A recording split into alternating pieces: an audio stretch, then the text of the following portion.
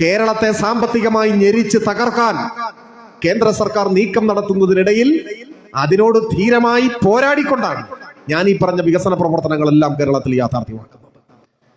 അത് രാഷ്ട്രീയത്തിന് അതീതമായി തന്നെ കേരളത്തിൽ വലിയ അംഗീകാരമുള്ളതായി മാറുമ്പോൾ വീണ്ടും ഇടതുപക്ഷ ജനാധിപത്യ മുന്നണി തന്നെ അധികാരത്തിലേക്ക് തെരഞ്ഞെടുക്കപ്പെടും എന്ന തിരിച്ചറിവ് നമ്മുടെ എതിരാളികളുടെ സമനില തെറ്റിച്ചിട്ടുണ്ട്. ഇപ്പോ ഇടതുപക്ഷത്തിനെതിരെ എല്ലാ ഛിദ്രശക്തികളും കൈകോർക്കുന്ന ഒരു കാലമാണ്. കോൺഗ്രസും സംഘപരിവാരവും ജമാഅത്തെ ഇസ്ലാമിയും SDPIയും ഒരു വിഭാഗം മാധ്യമങ്ങളും എല്ലാം ചേർന്ന് ഇടതുപക്ഷത്തെ അട്ടിമറിക്കാൻ എന്താണ് മാർഗം എന്ന് നോക്കുക. ഇപ്പൊ തിരുവനന്തപുരത്ത് ഒരു സമരം നടക്കുന്നു. ആശാവർക്കർമാരുടെ പേരിൽ നടക്കുന്ന ഒരു സമരമാണ്. ആശാവർക്കർമാർ ആരാണ്? ചില ആളുകൾ പ്രചരിപ്പിക്കുന്ന കണ്ടാൽ തോന്നുക ഈ ഗവൺമെന്റും പാർട്ടിയും ആശാവർക്കർമാരെ എന്തോ ഒരിത്തിരി അവരോട് അതൃപ്തിയുണ്ട് എന്നാണ്. ശരിയാണോ?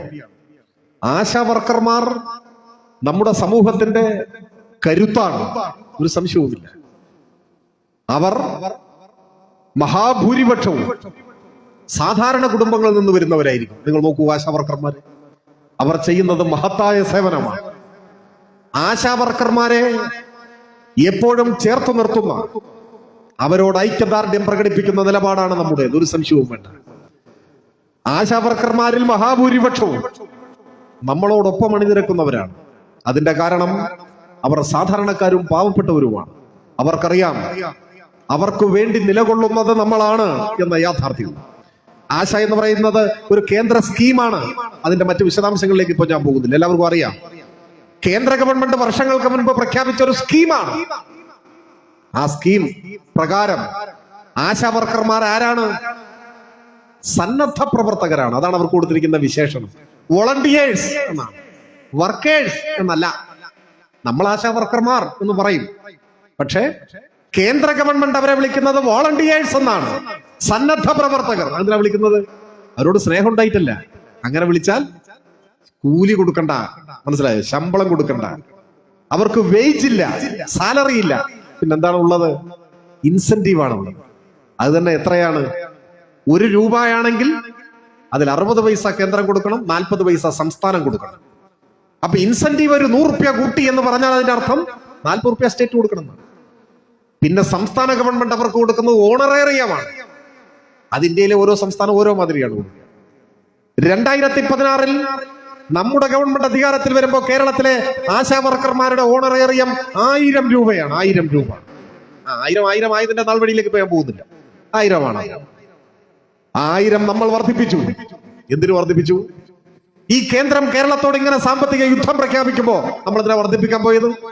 അതൊക്കെ അങ്ങനെയാണെങ്കിലും എങ്ങനെയെങ്കിലും മിച്ചം വെച്ച് മുണ്ടുമുറുക്കിയെടുത്ത പണം കണ്ടെത്തി നികുതി പിരിവ് ഊർജിതപ്പെടുത്തി ഈ ആശാവർക്കർമാരെ സഹായിക്കണം എന്ന നിശ്ചയദാർഢ്യത്തിന്റെ ഭാഗമായി 1000 നമ്മൾ 2000 ആക്കി, 2000 4000 ആക്കി, 4000 5000 ആക്കി, 5000 6000 ആക്കി, 6000 7000 ആക്കി, ഇപ്പൊ 7000.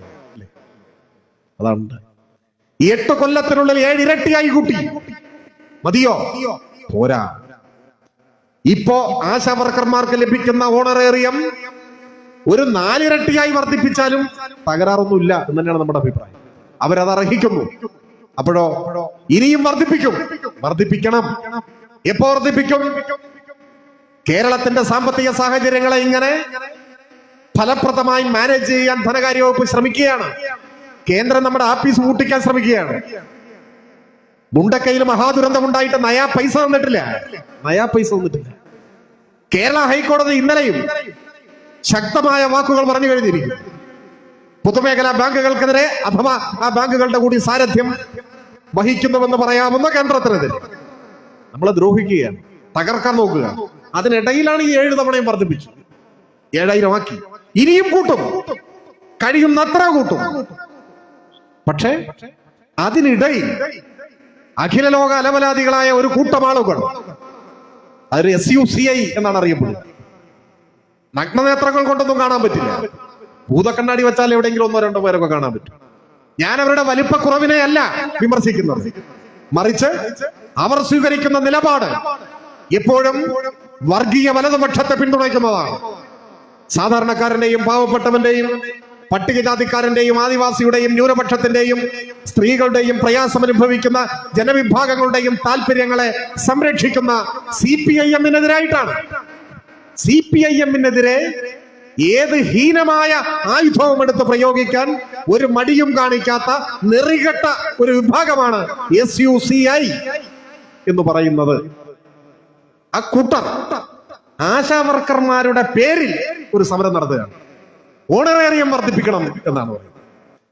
കേന്ദ്ര സർക്കാർ ആശാവർക്കർമാരെ തൊഴിലാളികളായി അംഗീകരിക്കണം എന്ന് പറയുന്നില്ല. തൊഴിലാളികളായി അംഗീകരിച്ചാലോ സേവന വേതന വ്യവസ്ഥകൾ പ്രഖ്യാപിക്കണം, കൂലി കൊടുക്കണം, ന്യായമായ കൂലി, അത് പറയുന്നില്ല. ഇൻസെന്റീവ് വർദ്ധിപ്പിക്കണം, ഇല്ല, അതും പറയുന്നില്ല. ഇൻസെന്റീവ് കൂട്ടണ്ട, ഇവരെ തൊഴിലാളികളായി അംഗീകരിക്കണ്ട, ഇവരെ മനുഷ്യരായി തന്നെ പരിഗണിക്കണ്ട. പിന്നെയോ പിണറായി ഓണറേറിയം കൂട്ടണം, കൂട്ടും. 7 തവണ കൂട്ടിയവർക്ക് 8ാം തവണ കൂട്ടാൻ SUCI-യുടെ ശുപാർശ വേണ്ട. അതിനുള്ള ആർജവം കേരളത്തിലെ ഗവൺമെന്റിനുണ്ട്. അത് സമയത്ത് കൂട്ടിക്കൊടുക്കും.